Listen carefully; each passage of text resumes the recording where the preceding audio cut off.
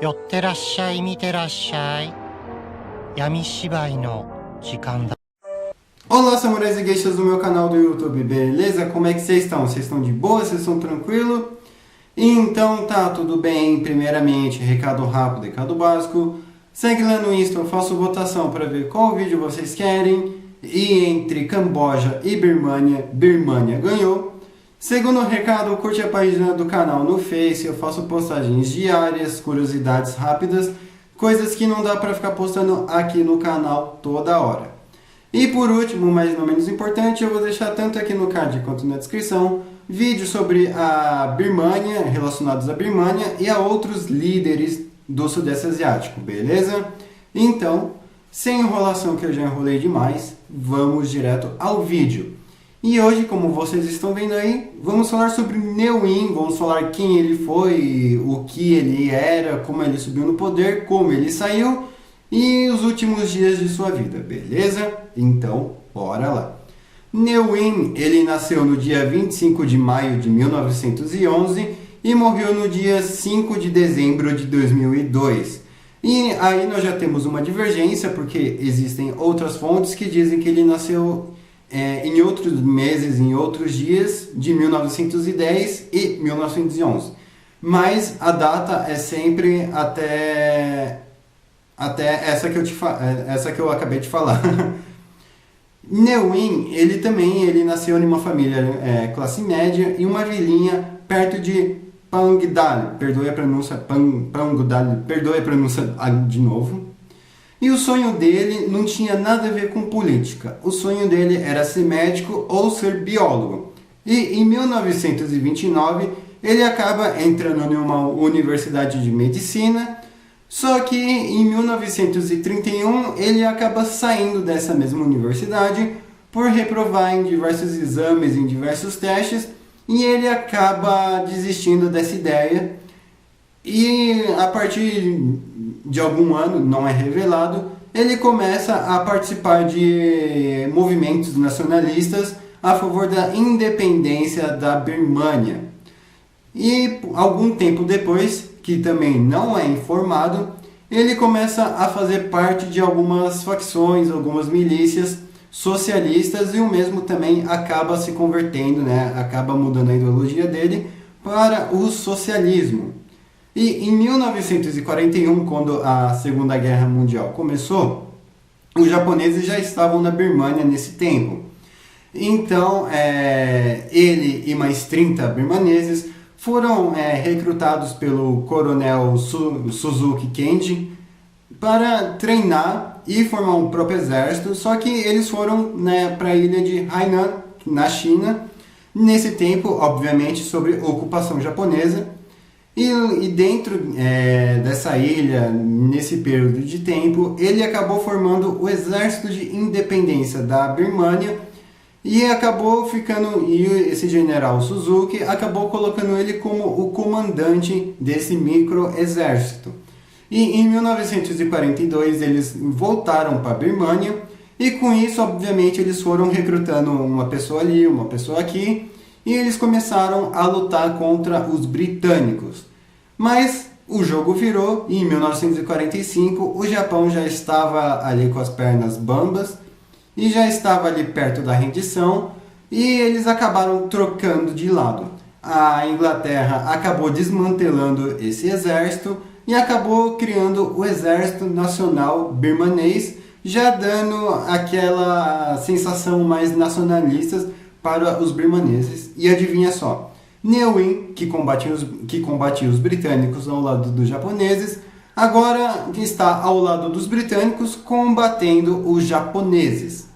E assim que a guerra acabou, e ele ficou no exército, mas dessa vez ele estava combatendo grupos comunistas e antifas. Sim, por incrível que pareça, ele sendo socialista, combater comunistas e antifas não faz muito sentido. Mas ele não estava sobre as próprias regras, ele estava sobre as regras da Inglaterra, então ele tinha que fazer isso. E isso foi de 1946 até 1948. E nesse tempo, em 1948, quando a Birmania teve a sua tão almejada independência, Neuwirth acabou ficando sem exército. Sim, justamente pelo fato dele ser socialista e a maioria, né, das pessoas terem diversas outras ideologias. E nesse tempo, obviamente, já iniciou a Guerra Civil na Birmânia, que dura até os dias de hoje. Então, ele ficou sem exército e ficou, entre aspas, sozinho. Ele foi conhecendo uma milícia socialista aqui e ali, e ele foi conseguindo unir elas, e novamente ele acabou no comando dessas diversas milícias que agora estavam sobre as suas ordens, as suas regras. E ele foi seguindo até que no dia 30 de janeiro de 1949, a Birmânia já possui um governo, e esse governo acabou colocando ele como comandante-geral do exército da Birmânia. Ou seja, agora ele passava a controlar o exército legalmente. E a primeira coisa que ele fez foi tirar todos que eram da etnia diferente da dele, todos que eram ideologicamente diferentes a ele. Ou seja, se uma pessoa era diferente dele, estava fora do exército. Se uma pessoa não era socialista, estava fora do exército. Ah, mas e se a pessoa fosse comunista? Não, a pessoa tinha que ser socialista, estava nas regras dele.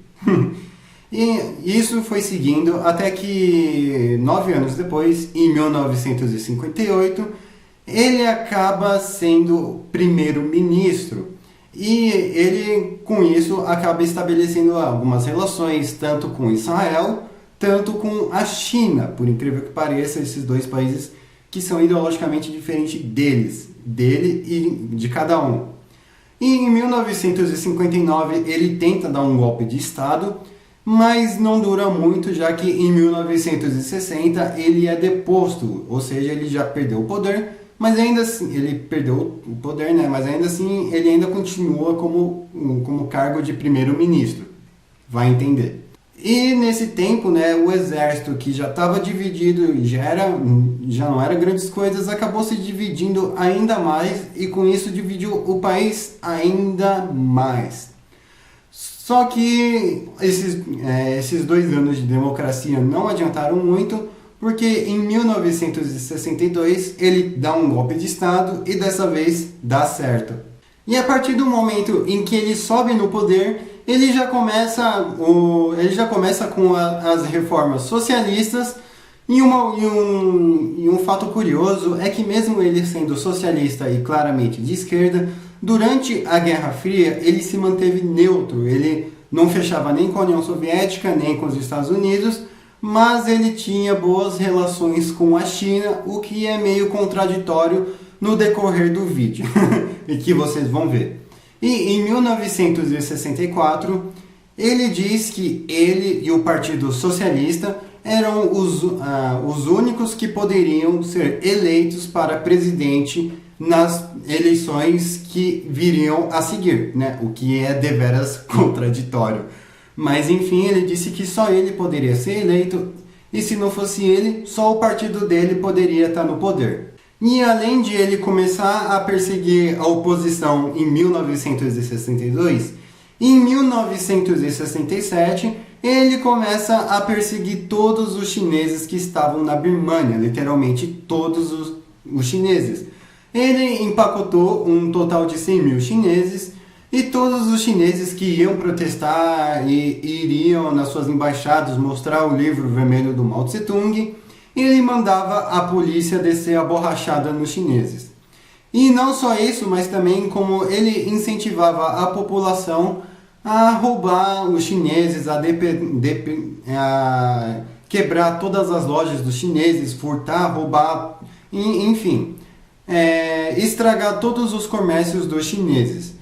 E, né, obviamente, Mao Tse-tung nunca fez nada a respeito. E já adiantando para os anos 70, nessa década teve um negócio estranho. Acredita-se que foi em 1971 que ele mesmo disse que ele teve um sonho estranho. Ele disse que se ele começasse a fazer uma reforma no país aos moldes dele, aos moldes total dele, ele viveria até os 90 anos.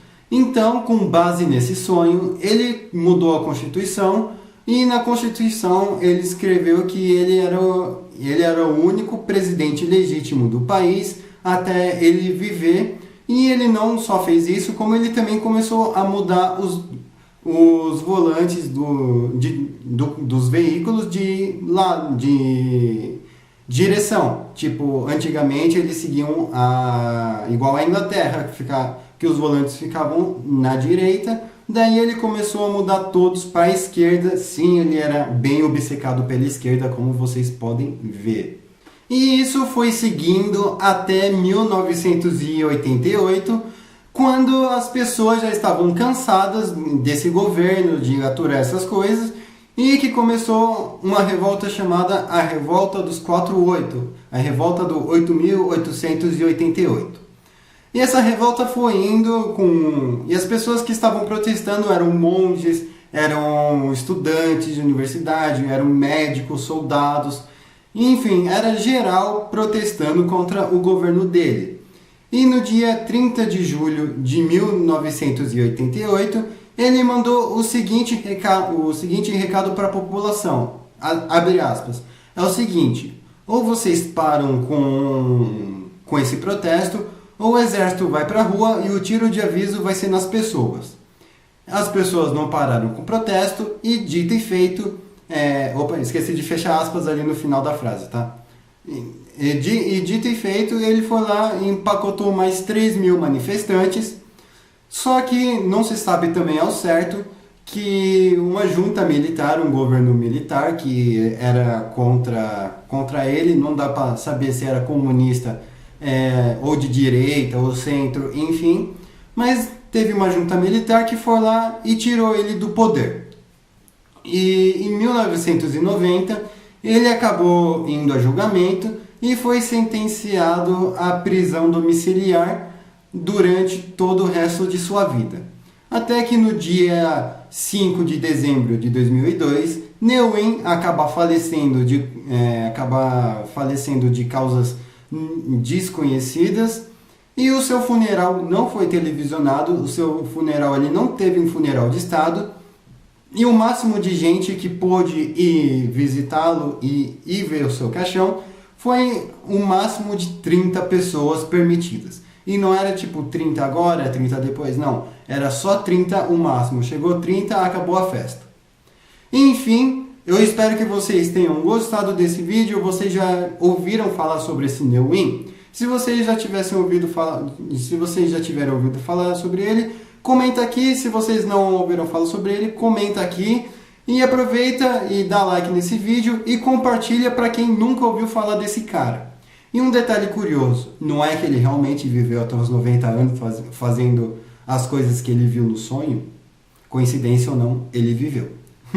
Enfim, falou e fui.